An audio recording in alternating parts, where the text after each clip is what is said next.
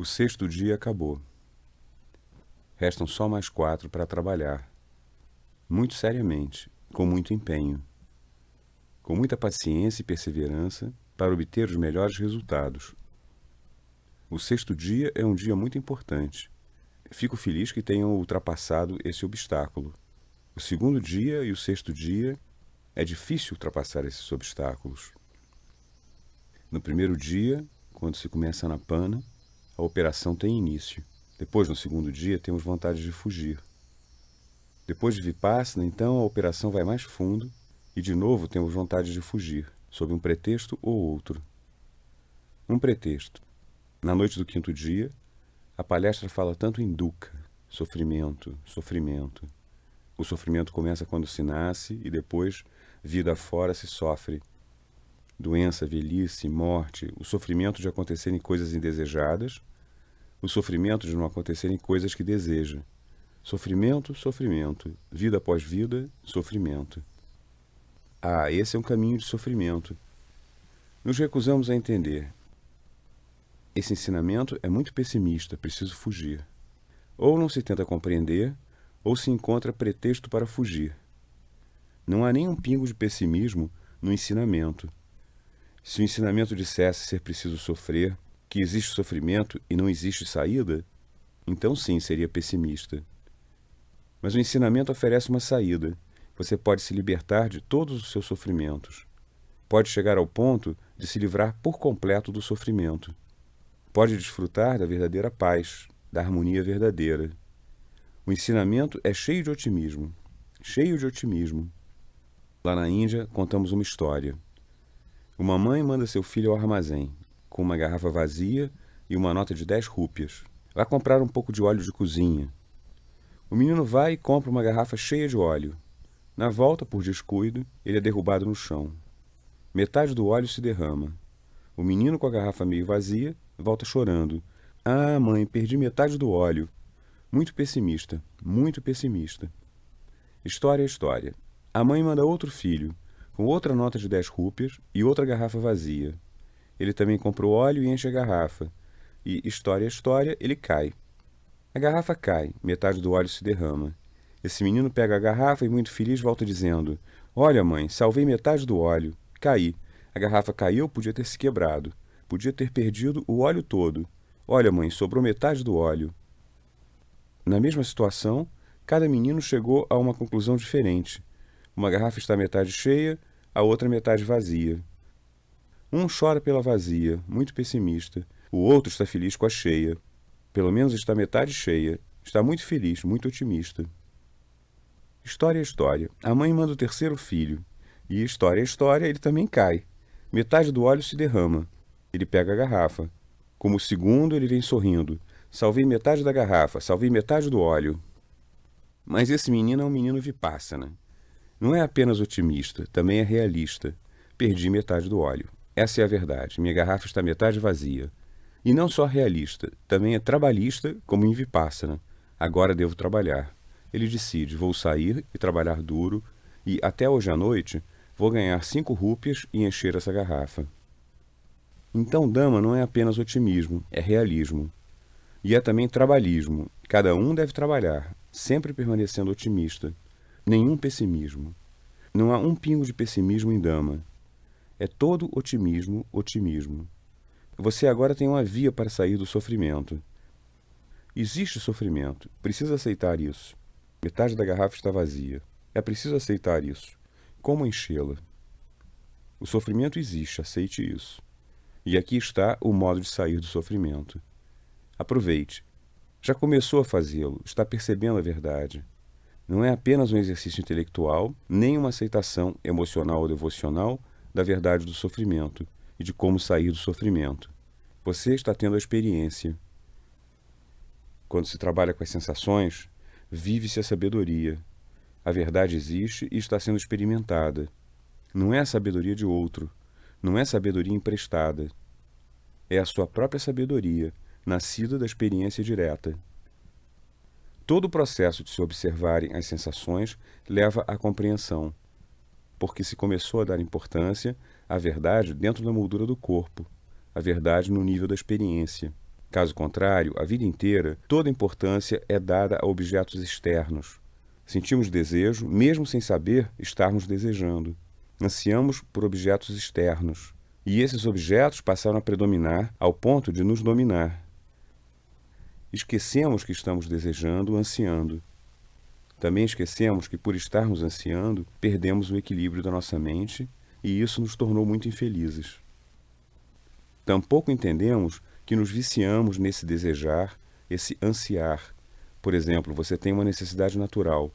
Digamos que está com sede, você quer água, nada de errado. Você procura aliviar sua sede, obter água. Você tentou, não obteve água, mas sorri. Tudo bem, vou tentar de novo.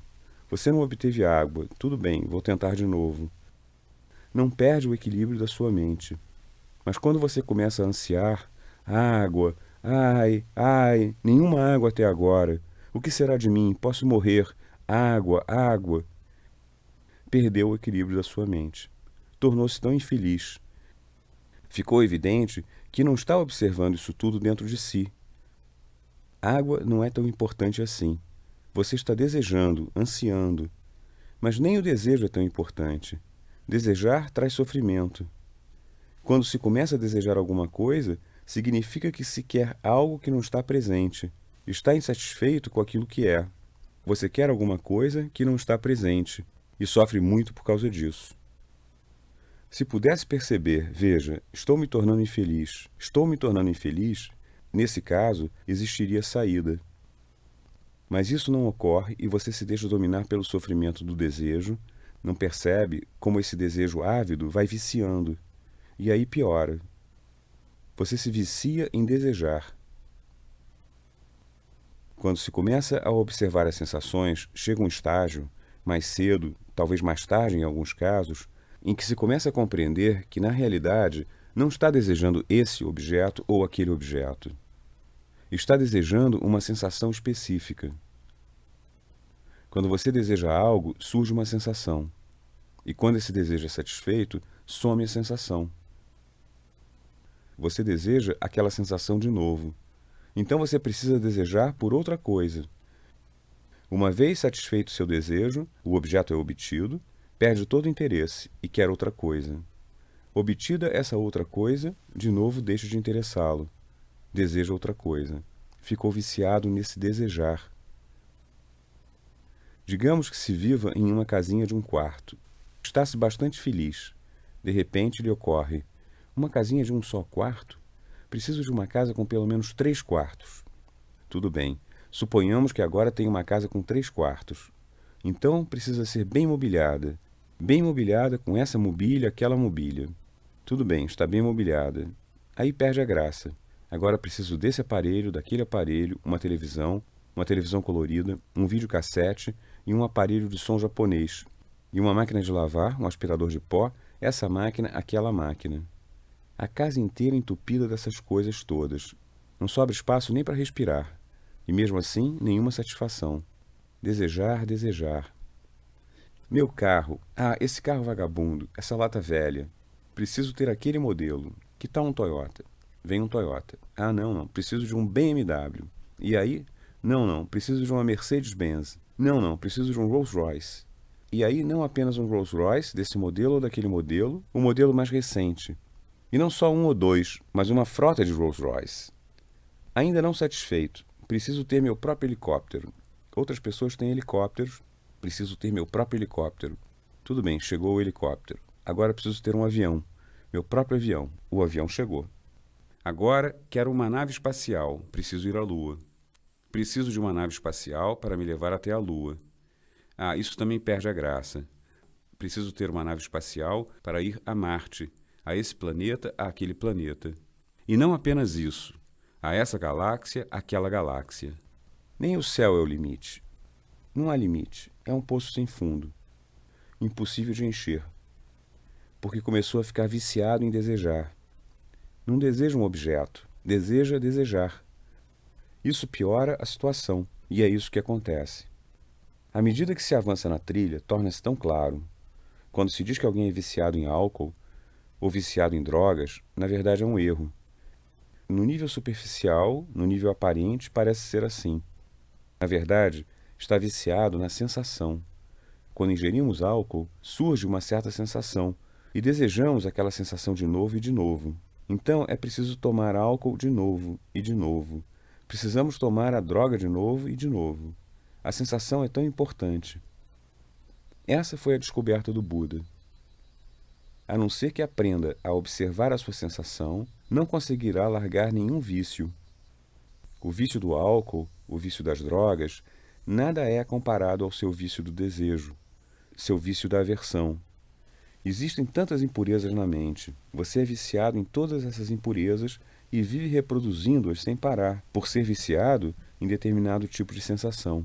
Deseja essa sensação de novo e de novo. Gera tantas impurezas para obter essa sensação. Quando passa, volta a gerar a mesma sensação, gerando outra negatividade. Isso se tornou o padrão de comportamento da mente. Como sair disso? O sofrimento existe, mas existe também uma forma de sair do sofrimento. Observe, aprenda a observar. Aconteça o que acontecer, você é uma testemunha silenciosa. Não reaja. Deve ser como uma pessoa sentada à margem do rio. A água do rio flui. Você nada tem a ver com o fluxo da água. Flui naturalmente. Sentado à margem, apenas observa. Mais do que isso, sente um fluxo de vibração, de sensação por todo o corpo. Observe como um cientista em seu laboratório. O cientista aquece um líquido químico em um tubo de ensaio. Parte desse líquido, a parte volátil, evapora e passa para outro tubo, se condensa e sai de novo como líquido. O cientista apenas observa, apenas observa. Quando o líquido se evapora, ele não começa a chorar. Aonde foi meu líquido? Quando volta à forma líquida, não começa a dançar de alegria. Apenas compreende o processo. Porém, toda essa compreensão científica é somente no nível intelectual. O cientista não tem a experiência.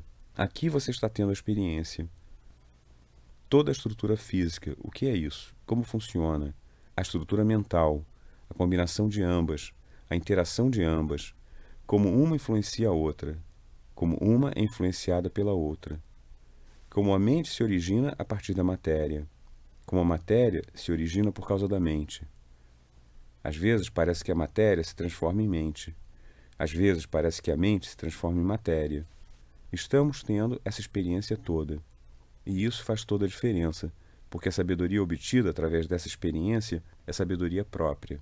Não porque o Buda disse ser assim. Não porque seu professor disse ser assim. Não porque nenhuma escritura disse ser assim.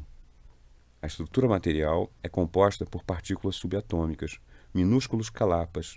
O universo inteiro é composto de minúsculos calapas. Os 4 elementos básicos, terra, água, fogo, ar, e as 4 características de cada um deles, todo o universo material é assim. As coisas sólidas, elemento terra, líquidas, elemento água, gasosas, elemento ar, e a temperatura a prevalecer por toda parte, elemento fogo. Neve, um sólido, se transforma em água e se evapora para virar gás. A temperatura em todos os 3 casos. Da mesma forma, no nosso corpo, os ossos, etc., são sólidos, elemento terra. Sangue, etc., elemento água. Gás, gases, etc., elemento ar. E a temperatura prevalecente, elemento fogo. Mas esse não é o nível mais profundo da realidade. A característica de cada elemento, que é experimentado no plano da sensação, é mais importante. Quando tenta observar o elemento terra, não é que procure uma partícula de poeira nesse elemento. Nada disso. Ou no elemento água, não procura uma gota d'água nele. Nada disso. Qual a sensação que sente por causa desse elemento? O elemento terra. Todo o campo do peso, da sensação mais pesada à sensação mais leve, é a característica do elemento terra. Por exemplo, o pó de cimento pulverizado é leve, mas quando se torna sólido fica pesado. Quando se torna sólido fica duro, áspero. Quando está pulverizado é fino, macio. Você tem sensações desse tipo. Tem sensações pesadas, solidificadas, de um certo tipo muito duro. Elas se dissolvem e então você tem sensações que são do mesmo elemento terra, mas agora muito suaves. A característica do elemento terra engloba todo o campo do peso. Da mesma forma, todo o campo do movimento, desde o menor movimento até o movimento bem grande, pertence ao elemento ar. Todo o campo da temperatura, do mais frio ao mais quente, é o campo do elemento fogo. E o elemento água tem uma natureza de ligação, coesão. Toda a estrutura do corpo está dentro dos seus limites, está ali contida. Esse é o elemento água. É isso que você experimenta, em todas as sensações que tem experimentado até agora e em todas as sensações que irá experimentar no futuro. Apenas esses 4 elementos se manifestam. É ou essa sensação ou aquela sensação. Às vezes surgem massas de partículas subatômicas com predominância do elemento terra, ou com predominância do elemento água, ou com predominância do elemento ar, ou com predominância do elemento fogo. É só. Esses 4 elementos estão presentes. Um bom meditador não será afetado. Agora surgiram massas de calapas com predominância do elemento terra. Verei quanto tempo vão durar. Elemento fogo. Verei quanto tempo vão durar. Elemento água. Verei quanto tempo vão durar. Elemento ar. Verei quanto tempo vão durar. Não reagimos, apenas observamos. E essas sensações, que são manifestações de diferentes elementos, surgem e mais cedo ou mais tarde desaparecem. É cada vez mais claro. Como um cientista, está explorando a verdade, a natureza desses calapas, e também está explorando a verdade de sua mente. Entende como esses calapas se originam, como se multiplicam, como a mente é influenciada por eles, como se reage e como a reação é multiplicada. O fenômeno todo torna-se tão claro. Esses calapas, partículas subatômicas, como surgem, como se originam? Recebem 4 tipos de alimento, 2 alimentos materiais e 2 alimentos mentais. Esses insumos materiais e mentais são responsáveis pela geração de diferentes tipos de calapas no corpo. Começará a ter essa experiência ao prosseguir na trilha. Irá se tornar cada vez mais claro. O primeiro insumo, ou alimento material, é o alimento em si, a comida que ingere, 1, 2 ou 3 vezes por dia. Conforme o tipo de alimento ingerido, calapas daquele tipo começarão a surgir com a predominância de determinado elemento. À medida que prossegue na trilha e se torna mais e mais sensível às sensações, esse processo se esclarece. Por exemplo, um dia ingere comida bem cheia de pimenta e um pouco mais tarde senta-se para meditar. Sente uma sensação de ardência aqui, uma sensação de ardência ali, o elemento fogo. Ingeriu aquilo e experimenta o elemento fogo. Os átomos estão surgindo com predominância do elemento fogo. Ou comeu comida muito azeda ou muito gordurosa e se senta para meditar, elemento terra. Sente-se tão pesado, tão pesado. Se ingerir alimentos saudáveis, seu corpo se torna saudável. Se ingerir alimentos pouco saudáveis, seu corpo se torna pouco saudável. Essa é uma lei da natureza. O segundo alimento material é o alimento da atmosfera à sua volta. A cada momento, o corpo absorve a atmosfera material à sua volta. Se vivemos em um país de clima frio, temos um tipo de corpo. Se vivemos num país de clima quente, outro tipo de corpo. Esses tipos de calapas são gerados por causa da atmosfera exterior. Os outros 2 alimentos são alimentos mentais. O primeiro é a sua mente presente. Neste momento, sua mente gera um sankara particular. Esse sankara, o tipo de mente que vem com esse sankara, começa a gerar essas partículas subatômicas, os calapas, com um tipo particular de elemento. Por exemplo, nesse momento gera raiva no nível mental. Os calapas que surgem são calapas com predominância do elemento fogo, ardendo, ardendo, ardendo. Ou gera um sankara de medo e sente tremores, elemento ar, elemento ar. Conforme o tipo de alimento fornecido, no nível mental, nesse momento. Assim, a mente se transforma em matéria, ou influencia a matéria, ou leva a matéria a surgir de uma forma determinada. O quarto elemento são seus velhos sankaras. A realidade da mente é ser, a cada momento, influenciada pelos sankaras, ou se geram sankaras de momento a momento, ou se deixa de gerar sankaras. À medida que praticar vipassana e deixar de gerar mais sankaras no momento presente, então seu velho estoque começa a vir à tona. Esse velho estoque é o fruto dos seus velhos sankaras. À medida que se estabelecer na técnica, ficará esclarecido também na vida cotidiana. Algo desagradável acontece na sua vida, no plano externo, e surge uma sensação muito desagradável dentro de você. Algo agradável acontece na vida, e surge uma sensação agradável dentro de você. A semente foi plantada como uma sensação. O fruto vem primeiro como sensação. Digamos uma semente de raiva, seu sankara de raiva. Ao plantar uma semente de raiva, sente tanto calor. O fruto desse sankara particular, quando brotar, surgirá com o mesmo tipo de sensação. De novo calor, muito calor. Portanto, o sankara que gerar agora é um alimento e produz o elemento fogo no corpo. Um sankara do passado, se for um sankara de raiva, seu fruto será novamente o elemento fogo. Assim, o sankara presente e o sankara passado são outras duas razões para o surgimento de diferentes tipos de kalapas. À medida que seguir observando, entenderá que quanto mais reagir a essas sensações, tanto mais irá gerar novos sankaras, e tanto mais sofrimento criará para si próprio. Se deixar de gerar novos sankaras, então os antigos virão à tona. Criam uma sensação. De novo, você sorri diante dessa sensação. Isso também é impermanente. Verei quanto tempo dura. Verei quanto tempo dura. Desaparece. Isso significa que camadas daquele antigo sankara específico subiram à tona e desapareceram. Blocos e mais blocos vêm à tona e desaparecem. Você se livra deles. Quando não está gerando um novo sankara, está se livrando do seu velho estoque de sankaras. Assim é o processo. Leva ao estágio onde não há mais velhos sankaras. Todo aquele que continuar a trabalhar de forma correta, poderá alcançar esse estágio. Naturalmente, leva tempo. Não se atinge a perfeição após um curso de 10 dias. Mas nesse curso de 10 dias entendemos, é assim que preciso trabalhar.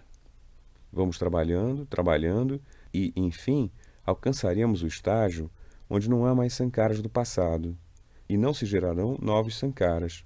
É o chamado Khinam Puranam Navanganatti Sambhavam. Khinam Puranam. Todo o velho estoque agora foi erradicado e nenhum novo sankara pode ser gerado. Somos pessoas liberadas. Isso acontece através da própria prática. Ninguém mais pode fazer isso por você. Os sankaras que acumulou são só seus. Foi você quem os acumulou.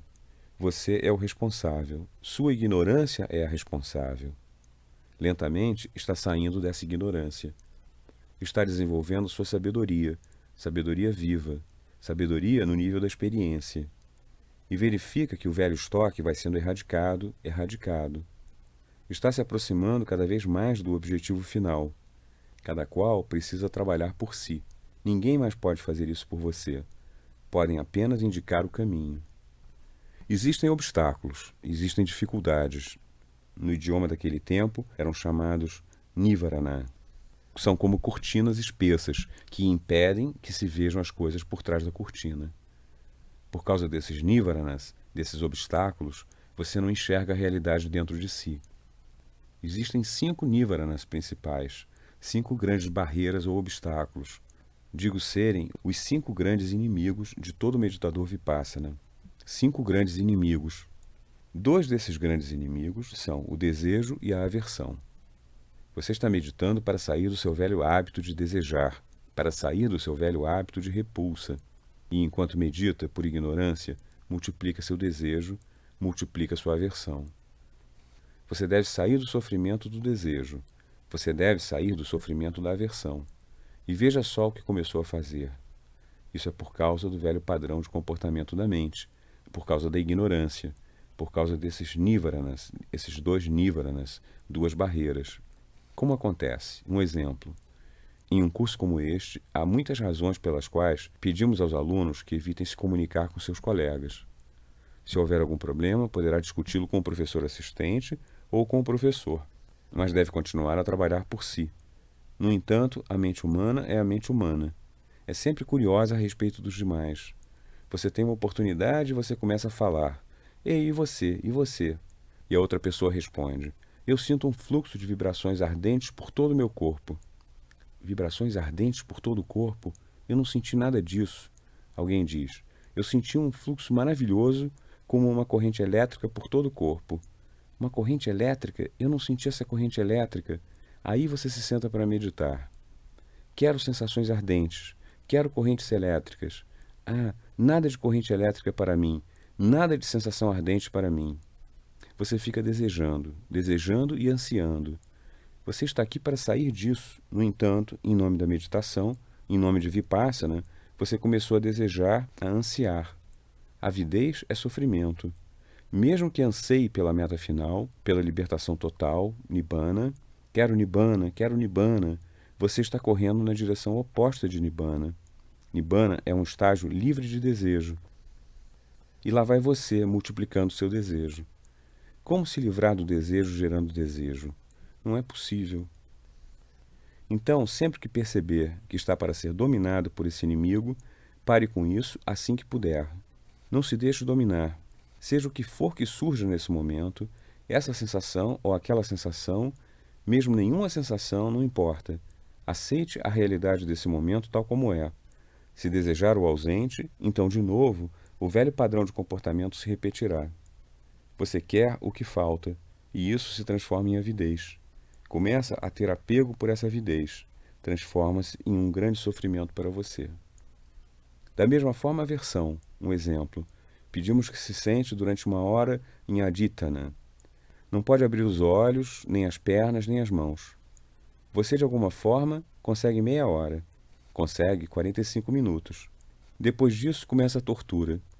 Mais uma vez, a mesma mente humana. Curiosidade a respeito dos outros. Não deve abrir os olhos, mas mesmo assim, abre os olhos só um pouquinho. O que está acontecendo com os outros? Sou a única pessoa sofrendo? Com dor? Minha dor não passou. A dor de todo mundo passou. Ah, essa dor. Sua aversão por essa dor se multiplica. Meu professor fica dizendo que tudo é anicca, impermanente, impermanente. Talvez seja verdade, mas essa dor é permanente, não é impermanente. Já cansei de dizer, você é anicca, e a dor ainda não foi embora. É permanente, isso é permanente. Aversão, aversão, aversão. O inimigo dominou. Você está multiplicando a aversão. Está aqui para sair da aversão, e, no entanto, começou a multiplicar a aversão. Outros 2 grandes inimigos. Compreenda, todos esses inimigos são contaminações. Contaminações mentais que entraram no seu corpo, na sua mente, como convidados, e aí se tornaram os donos da casa. Eles não querem partir. Quando você pratica Vipassana, não podem permanecer. Precisam partir. É como quando se acende a luz. Com a luz acesa, a escuridão é forçada a partir. Você não precisa dizer à escuridão, olha, agora você vai embora. Agora tem luz.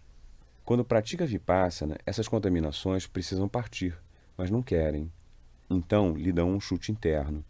Pare com Vipassana. Não é boa para você. Eu não quero ir embora. Pare com Vipassana. 2 tipos de chutes internos são dados. Um irá torná-lo sonolento. Você dormiu bem a noite toda, mas ao se sentar para meditar, está tão sonolento. Um imenso inimigo o está dominando. Combata isso. Respire algumas vezes com mais força. Se não funcionar, e não sendo na sessão em grupo, levante-se e medite com a respiração mais forte. Se isso não funcionar, saia e caminhe por 5 ou 10 minutos. Enquanto caminha, observe suas sensações ou a respiração, depois entre e volte a se sentar. Continue a combater o inimigo. Caso contrário, se esse inimigo o dominar, não poderá meditar. Outro chute interno. Esses chutes podem torná-lo ou muito sonolento ou muito agitado. Você tem vontade de fazer um pouco disso, um pouco daquilo, mas nada de meditação. Está na sessão de 1 hora de aditana e vem um chute interno. Você retirou todo o seu corpo da sala de meditação. E então percebe, eu estava em aditana, como é que eu vim parar aqui? Isso foi um chute interno. Não permite que se pratique de forma adequada. É um inimigo perigoso. O 5º inimigo é a dúvida. Todo tipo de dúvida vem à mente. O que é essa técnica? Que espécie de técnica é essa? Observe a respiração ou observe a respiração. Até sem observar a respiração, ela estava sempre presente. O que vou lucrar ao observar a respiração? Agora, observar o calor, observar o suor. O que estou fazendo? Fiquei maluco? Que espécie de meditação é essa? Essa dúvida não permite que você trabalhe. Às vezes, surge outra dúvida sobre seu professor. Que espécie de professor é esse? Eu esperava um grande guru da Índia, com G maiúsculo. Ele não tem cabelo comprido e emaranhado. Ele não tem um grande bigode ou uma barba comprida. Nem cabeça raspada tem. E não usa rosários em torno ao pescoço, nem sinal pintado na testa. Nenhuma parafernália de mestre. Que espécie de guru é esse? Não parece doidão? parece um careta, e não tem poderes sobrenaturais, não voa pelos ares, nem mergulha na terra. Ele e seus assistentes ficam perguntando: e você? Eles deviam saber o que se passa conosco. Por que perguntam aos alunos como vão? Não tem poderes sobrenaturais. Dúvidas, dúvidas, você não pode trabalhar. Uma terceira dúvida surge. Sim, a técnica é boa, porque tanta gente continua a vir e a obter benefícios. Vem até repetidamente, na certa é boa. O professor também é bom, porque tanta gente lhe dá ouvidos. Então talvez ele seja bom. Mas eu não sou bom. Eu não sirvo para isso. Duvidamos da nossa própria capacidade. Eu não sirvo. Esse não é o momento certo para mim. Esta não é a minha. É melhor dar o fora e queremos fugir. Ah, dúvidas, dúvidas, dúvidas. Se qualquer dessas dúvidas o dominar, deixará de meditar. Esses 5 nívaranas, 5 inimigos, tome cuidado. Não permita que o dominem. Então sim, irá verificar que está fazendo progresso, progresso, progresso. A técnica é maravilhosa. Não se trata de dogma, nem fé cega, nem de culto. É uma pura ciência da mente e da matéria, a interação da mente e da matéria. Como, por ignorância, a mente reage sem cessar às sensações, gera negatividades continuamente. E por causa dessas negatividades, surge um tipo específico de sensação. E quando surge essa sensação, você reage com mais negatividade. É um círculo vicioso, fazendo com que sofra cada vez mais. Quando se começa a observar, começa-se a sair do sofrimento. Essa é a lei universal da natureza. Não tem nada a ver com essa ou aquela religião organizada. A verdade é a verdade, verdade universal, lei universal. Dhamma é a lei universal, a lei natural. Isso irá tornar-se cada vez mais claro se continuar a trabalhar. A lei da natureza é tal que, se continuar a reagir com negatividade, continuará a multiplicar seu sofrimento. Se cessar essa reação, terá começado a sair do sofrimento. Isso tem funcionado mesmo no passado. Isso funciona agora. Isso vai continuar a funcionar no futuro. Inclusive no passado, existindo um Buda ou não existindo nenhum Buda.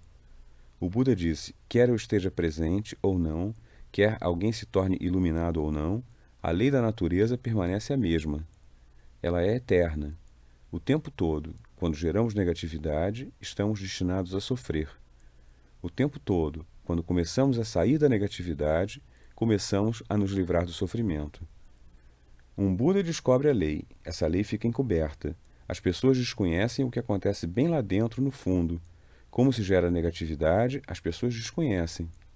A iluminação do iluminado é que ele vai bem lá dentro, no fundo, e descobre como estamos sempre gerando negatividades com relação a essas sensações, como estamos sempre multiplicando o sofrimento, como, através da observação das sensações, podemos sair desse sofrimento, dessa negatividade. Essa lei, que já existe, é descoberta por alguém. A lei já existe, e então, por pura compaixão, ele começa a ensinar aos outros, dando esta técnica aos outros. As pessoas a seguem e saem do seu sofrimento. Isso aconteceu com milhares e milhares de pessoas durante a vida do Buda, e também durante os 25 séculos seguintes. Quem quer que a praticasse, obtinha o mesmo benefício. Até no futuro, quem a praticar irá obter o mesmo benefício. Hoje em dia, qualquer pessoa que a praticar obterá o mesmo benefício. A lei, é eterna, a mesma lei. Esa dhammo sanantaro. Dhamma é eterno, a mesma lei prevalece. No tempo do Buda, tantas pessoas sofredoras saíram do seu sofrimento, não por causa de nenhum milagre ou mágica feitos por Buda.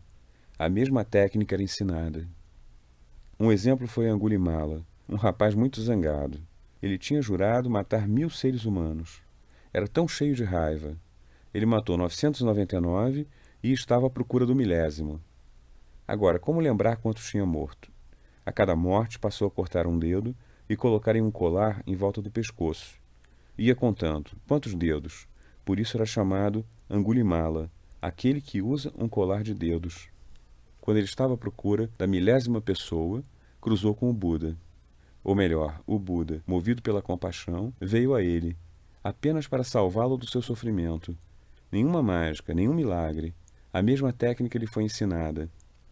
Ele começou a perceber que era uma pessoa infeliz, cheia de sofrimento. Começou a trabalhar isso. Trabalhando, trabalhando, trabalhando, saiu do seu sofrimento. Alcançou a meta final, tornando-se uma pessoa inteiramente liberada, um arahant, cheio de compaixão, cheio de amor, cheio de boa vontade para com os outros. E aí foi de aldeia em aldeia, de campo em campo, de cidade em cidade. Por todo lado, as pessoas são tão sofredoras. Eu mesmo era tão ignorante. Por causa da minha ignorância, andei fazendo mal a mim mesmo. Andei fazendo mal aos outros. Como eu, há tantos que andam se fazendo mal, que andam fazendo mal aos outros. Se aprenderem esta técnica maravilhosa, na certa vão sair do seu sofrimento. Na certa vão sair do seu sofrimento. Então, movido pela compaixão, foi a diferentes lugares e ensinou Dhamma, esta técnica, aos outros. Algumas pessoas o reconheceram, embora tivesse virado monge. Ah, esse é o mesmo Angulimala que matou minha mãe ou meu pai, minha mulher, meu marido, meu filho. O mesmo Angulimala. E de raiva começaram a apedrejá-lo. Deram uma surra nele. Começou a jorrar sangue do seu corpo, mas do coração só jorrava compaixão. Ah, gente sofredora, eu era igualmente sofredor. Por ignorância, andei fazendo mal a mim mesmo. Andei fazendo mal aos outros. Veja como esta técnica ajuda. Você vai sair de todo o seu sofrimento. Experimente, experimente. Cheio de compaixão. Sua vida toda, cheio de compaixão. Tantas pessoas sofredoras saíram do seu sofrimento tão facilmente. Claro, praticando a técnica, entendendo que só esta técnica pode nos libertar do sofrimento. A não ser que saiamos de nossas negatividades, a não ser que saiamos de nossos sankaras, não poderemos nos libertar do sofrimento. Um outro exemplo. Uma mulher muito infeliz, chamada Kissa Gotami, casou-se e durante anos não teve filhos. Ela desejava ardentemente um filho. Após uns tantos anos, deu à luz. Infelizmente, dentro de 2 anos, seu filho morreu. Ela tinha desenvolvido tanto apego por essa criança, e agora a criança estava morta. Sua tristeza era insuportável. Ela pegou o cadáver, o corpo da criança, apertou contra o peito e não deixou que o levassem para o crematório, para o cemitério. Não, meu filho não morreu, está dormindo. Por favor, façam alguma coisa para que acorde. Por favor, façam alguma coisa. As pessoas diziam, não, mãe, ele morreu. Inútil esperar que acorde. Mas ela tinha perdido completamente a razão. Não, não posso abrir mão dele. Meu filho não morreu, meu filho não morreu. Por favor, façam alguma coisa por nós. Uma pessoa sábia disse a ela, ninguém tem remédio para esse cadáver. Você deveria ir ao Buda. Ele tem um centro de meditação aqui. Vá lá, talvez ele possa fazer alguma coisa por você. Então ela foi ao Buda. Ela colocou o cadáver aos seus pés e aos prantos disse, meu filho não morreu, dizem que está morto. Mesmo que esteja morto, por favor, faça alguma coisa. O Buda viu que sua mente estava emocionalmente desequilibrada e que o ensinamento usual de Dhamma não iria funcionar. Ele tinha seu próprio modo de ensinar e lhe disse, muito bem, vá à cidade, pegue algumas sementes de gergelim. Ela ficou muito feliz. O Buda fará algo pelo meu filho. O Buda continuou, espere, ouça direito essas instruções. Precisa trazer as sementes de gergelim de uma casa onde ninguém tenha morrido, de uma família onde ninguém tenha morrido. Sim, sim, senhor, vou trazer. Ela foi de casa em casa, de rua em rua. Em cada casa onde ela batia, pedia sementes de gergelim. Meu filho morreu e o Buda fará algo por nós. Por favor, dê-me algumas sementes de gergelim. Ah, pode levar sacos cheios de sementes, que seu filho volte a viver. E então ela perguntava, já morreu alguém na sua família? E com uma expressão triste vieram as respostas, sim, meu pai morreu, ou minha mãe morreu, ou meu irmão morreu, ou fulano morreu. Ela foi à casa seguinte, à casa seguinte e à casa seguinte. Não encontrou uma única casa onde não tivesse morrido ninguém. A essa altura, o dia inteiro tinha se passado e ela havia recuperado a razão.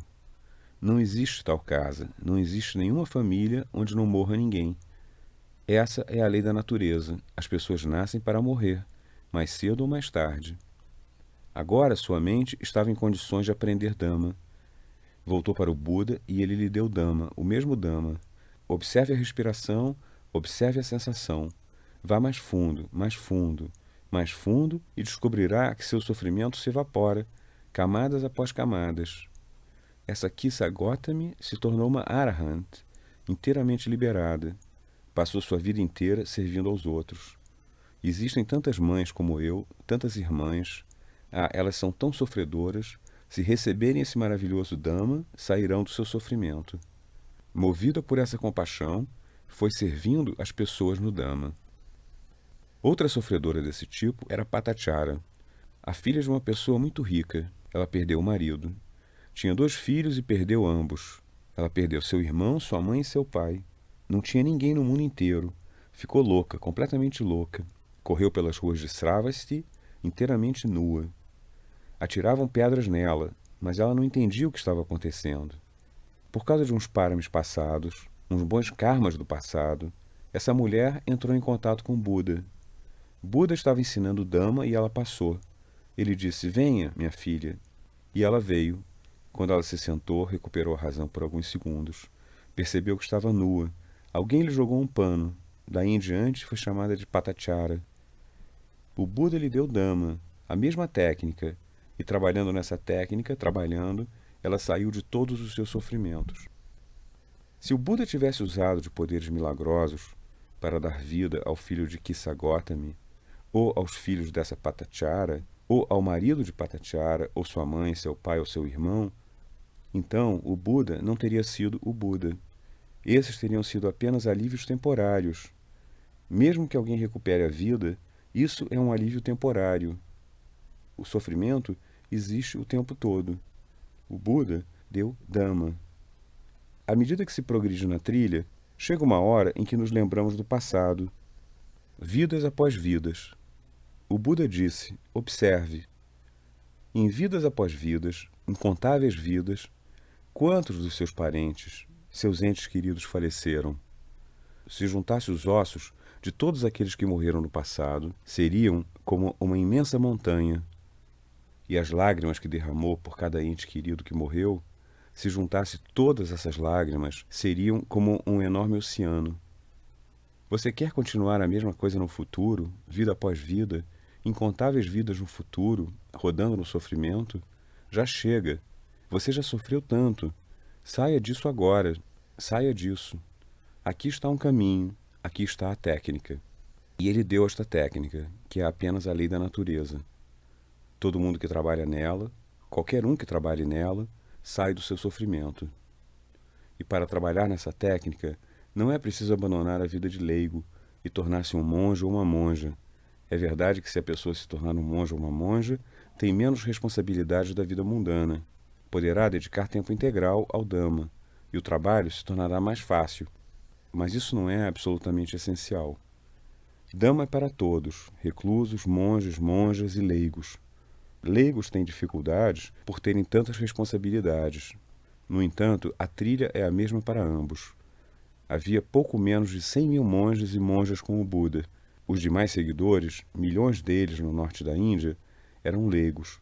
Praticaram Vipassana e saíram do seu sofrimento. Outro exemplo, uma pessoa muito rica, um multimilionário daqueles dias, chamado Anathapindika, dava dana, doação, em quantidade, em grande quantidade mesmo. A tradição era ser dever do leigo dar dana. Se a pessoa não desse dana, então seu ego se fortalecia. Sendo leigos, não devemos mendigar comida. Para um monge, isso é correto. Para uma monja, é correto. Sendo leigo, é preciso ganhar dinheiro de forma correta, com honestidade, trabalhando com afinco. Mas quando se começa a ganhar dinheiro, vem a loucura. Eu sou tão esperto, tão inteligente, é por isso que estou ganhando tanto dinheiro. Começamos a levar uma vida egocentrada, uma vida autocentrada, e começamos a detestar todo mundo. Essas pessoas são tão ignorantes, não são inteligentes, nem espertas, nem trabalhadoras. É por isso que não estão ganhando dinheiro. E eu, veja, sou tão esperto, tão inteligente, tão trabalhador. O ego ergue a cabeça. Isso é perigoso. Todo o propósito de dar dana é para reduzir o ego. No entanto, essa mesma dana pode fazer de nós uma pessoa egocentrada. Quando isso acontece, perdemos Dhamma. Não sabemos mais por que estamos dando dana. Essa pessoa, Anathapindika, estava dando bastante dana. O título Anathapindika, Anatha, significa órfãos, aqueles que são muito pobres. Pindika significa aquele que os alimenta. Por ele dar tanta comida aos famintos, esse era seu título. Havia filiais do seu negócio por toda a Índia e até mesmo além da Índia em diferentes países. E ele tinha uma regra: onde houvesse escritório ou filial sua, lá ninguém deveria passar fome. As pessoas deviam receber comida. Mas aí ele não conhecia Dhamma. Ele entrou em contato com o Buda, isso é, entrou em contato com Dhamma. Recebeu Vipassana. Praticando, purificou sua mente. Teve a experiência da imersão no primeiro estágio de Nibbana. Transformou-se inteiramente. Agora, o propósito de fazer doação não é o de fortalecer o ego. É o de reduzir o ego, dissolver o ego. Ele pensou: todo esse dinheiro veio a mim por causa dos meus bons karmas do passado, que agora renderam fruto. Preciso usá-los para o bem dos outros. Claro, sendo leigo, preciso usá-lo para o meu próprio sustento, para o sustento de quem depende de mim. Mas o resto deve ir para o bem dos outros. Ele agora entendeu isso. O bem dos outros. O que é o verdadeiro bem dos outros? Dou comida a quem sente fome. Devo dar. Isso é bom. Mas no dia seguinte, a pessoa sente fome de novo. Dou água a quem tem sede. Passado algum tempo, volta a ter sede. Dou remédio a um doente. Pode ter outra doença ou a mesma doença outra vez. Posso dar roupa a quem está nu. Passado algum tempo, as roupas ficam gastas, rasgadas e volta a ficar nu. Não estou ajudando as pessoas a saírem dos seus sofrimentos. Se receberem Dhamma, se receberem esta maravilhosa técnica de Vipassana, conseguem sair do seu sofrimento. Podem se libertar inteiramente do sofrimento que vinham encontrando vida após vida. Dhamma deve chegar a cada um e a todos aqueles que sofrem. Além de dar dana material o tempo todo, esta dana é de suprema importância. Sabbadanam Dhammadanam Janati. A dana de Dhamma é a dana mais elevada. Então ele foi até o Buda. Naquele tempo, o Buda vivia em Rajgiri. Anathapindika saudou o Buda com reverência e perguntou: Senhor, por que não vir a Savasti? Ele vivia em Sravasti, na época a cidade mais populosa da Índia. Há um grande número de pessoas lá. Somos todos sofredores, ricos e pobres. Se o senhor tiver um centro de meditação lá, muitas pessoas serão beneficiadas. Por favor, venha para lá. O Buda sorriu, então entendeu estar de acordo. Voltou para casa, procurando um centro, um lugar onde o Buda pudesse começar a ensinar Dhamma ao povo. Um centro de meditação não deve ser no meio da cidade com tanto barulho. Não deve ser longe, ao ponto de ser inacessível. Procurando um lugar adequado, tranquilo e, no entanto, não muito longe, encontrou um jardim, um parque. Era bem tranquilo, bem silencioso, muito apropriado para a meditação. E ele perguntou: quem é o dono deste parque? Explicaram ser o príncipe, o filho do rei, o dono. O príncipe Jeta, e foi até ele. Senhor, quero comprar o seu parque. O príncipe ficou muito zangado. Eu não quero vender meu parque. Meu parque é para o meu próprio deleite. Não vou vender. Por favor, senhor, preciso comprá-lo a qualquer preço.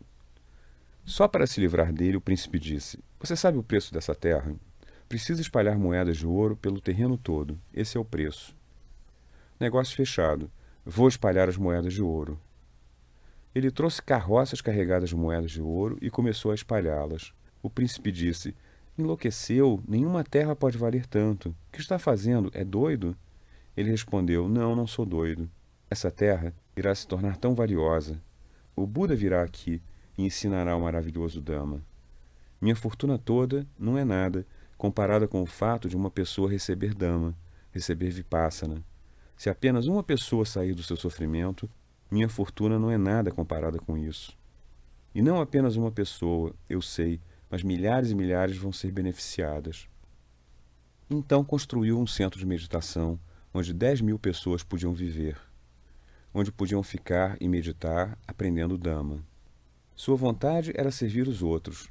Ele tinha prática em oferecer dana mesmo antes. Agora sua dana era: como é que mais e mais pessoas podem ser beneficiadas? Ele estava dando não para inflar seu ego, mas para esvaziar seu ego, dissolver seu ego, só para servir os outros, servir os outros. Aconteceu que esse multimilionário, devido a alguns karmas do passado, tornou-se um indigente. Durante um breve período não tinha dinheiro algum. Era um indigente. Quando for uma pessoa de posses, vinha ao centro todo dia, de manhã e à tarde, para meditar. Como leigo, entendia. Não devo ir ao centro de mãos abanando. Devo levar alguma coisa para os meditadores. Toda vez que ia, levava alguma coisa para os meditadores. Agora era um indigente, não tinha nada para trazer. Aí lhe veio à mente uma ideia. Atrás da sua casa tinha um pequeno jardim. Naquele jardim acumulara boa terra fértil de diferentes partes da Índia. Agora apanhou 2 punhados daquela terra fértil, veio para o centro e colocou na raiz de uma árvore, que esta árvore cresça, e que à sua sombra alguém receba dama, que alguém seja capaz de meditar. Ele tinha essa vontade, essa intenção saudável. Seja um punhado de terra ou milhões de rúpias, não faz a menor diferença. Intenção, é a intenção que conta. Passado algum tempo, voltou a se tornar um multimilionário. Começou a fazer doações da mesma forma. Ele entendia dama agora. Seja o que for que der, a quantia não importa. Minha intenção precisa ser uma intenção de dama, pelo bem dos outros, em benefício dos outros, sem esperar nada em troca. Quando a pessoa não conhece dama, vai oferecendo dana, mas vai inflando o ego. Constrói um grande hospital, uma escola, uma universidade. Mas quer que se chame Hospital Goenka, Escola Goenka, Universidade Goenka, loucura. A pessoa não sabe o que está fazendo. Toda a intenção está errada. A compreensão de dama está errada. A intenção certa é dar sem esperar nada em troca, para o bem dos outros, em benefício dos outros. Tantas pessoas começaram a experimentar mudanças em suas vidas, pessoas diferentes, leigos. Uma foi Mãe Visakha. Ela também, filha de uma pessoa muito rica, casada com outra pessoa rica, mas a família não tinha dama nenhum. E com muita sabedoria, ela transformou toda a atmosfera dessa família, onde não havia dama nenhum. Todo mundo se tornou um bom meditador. Toda a atitude da família mudou. A família toda, em vez de tensão e sofrimento, ficou plena de paz, harmonia. Em todo lugar onde dama começa a operar, traz paz para cada um e para todos. Isso não foi só na época do Buda. Isso continua a funcionar. Quem trabalhar, quando trabalhar, consegue o mesmo resultado. Um incidente na vida do meu professor, Sayadaw Bakin.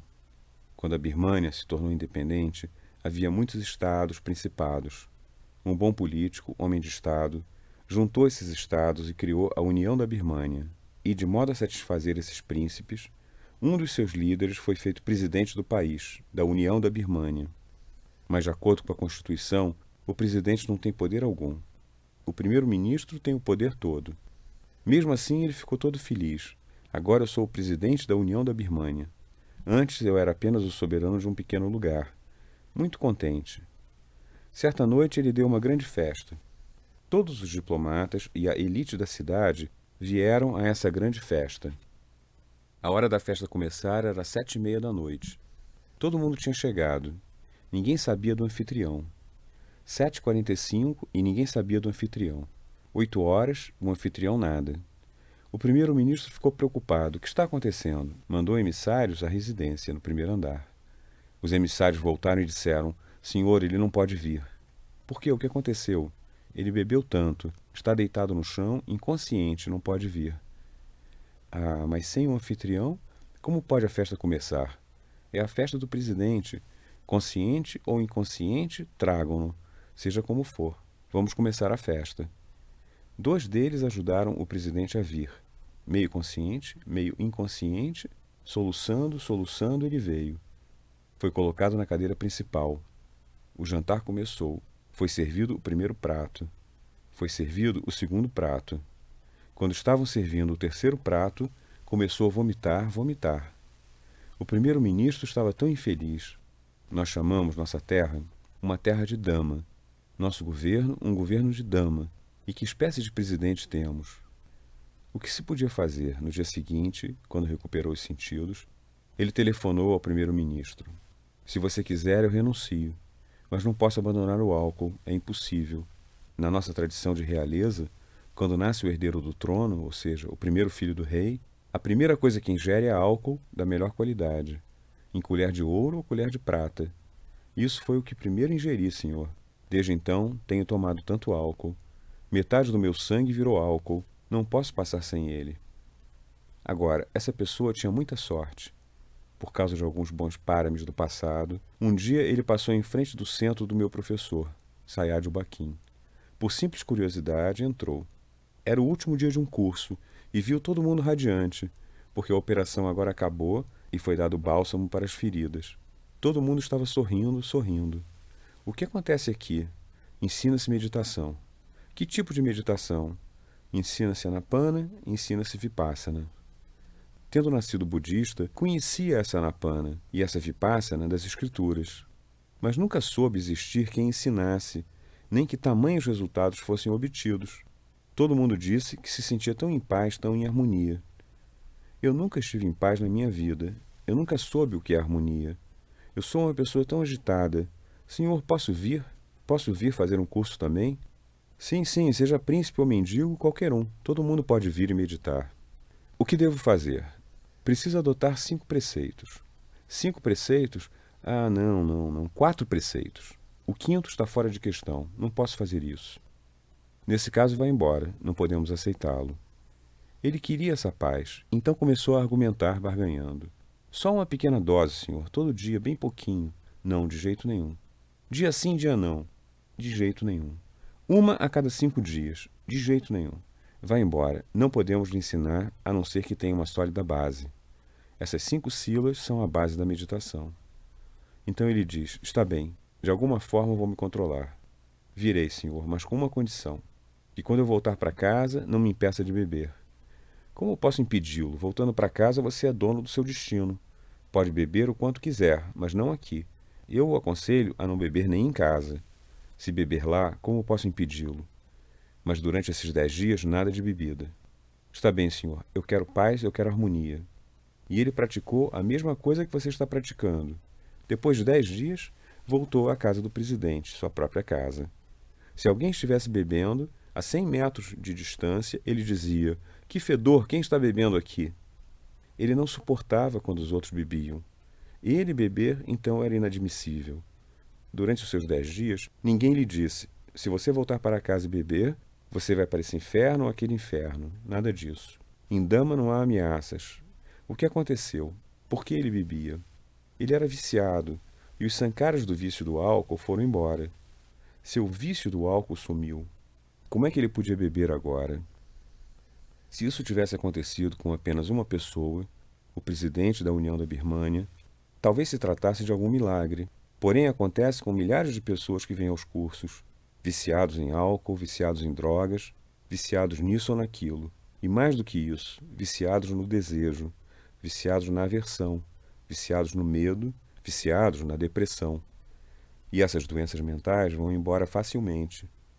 Dhamma é tão maravilhoso. Dhamma é tão científico. Dhamma é tão não sectário.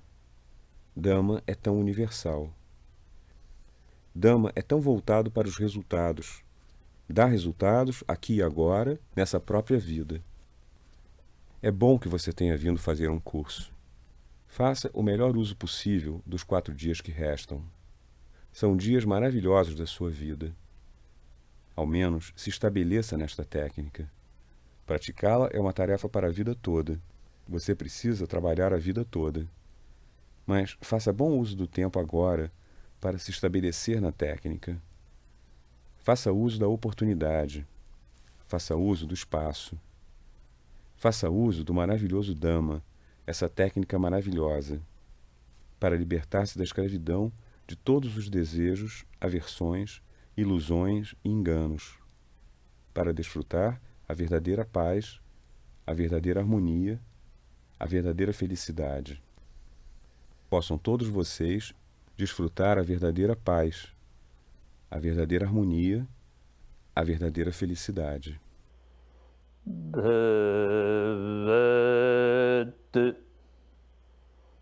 Sarva Mangalam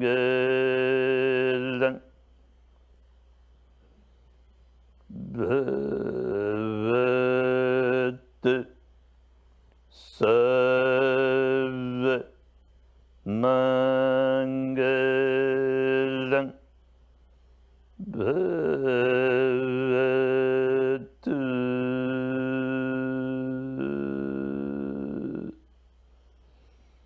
se